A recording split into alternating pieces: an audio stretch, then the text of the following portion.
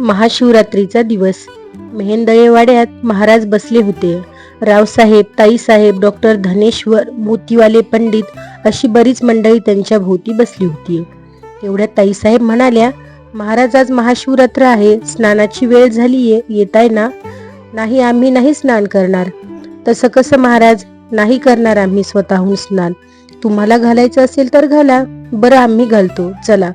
मग सर्वांनी महाराजांना न्हाणीघरात नेलं. तेल लावलं, सुगंधी जलानं स्नान घातलं.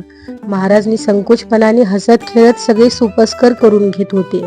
देह पुरुषाचा पण भाव मात्र बालकाचा. निरागस निष्पाप रेशमी वस्त्र नेसवून त्यांना आसनावर आणवून बसवलं. तेव्हा त्यांच्या दैवी मुद्रेकडे पाहत ताईसाहेब उत्स्फूर्तपणाने म्हणाल्या, आज आपण महाराजांनाच बेल वाहूया. शिवरात्र, शिवपूजन, प्रत्यक्ष शिवार्चन.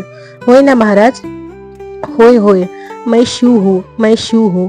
कैलास का रहने वाला. आज शिवरात्र. मग महाराज मोठ्यानं हसले आणि हसताच उन्मनीत गेले.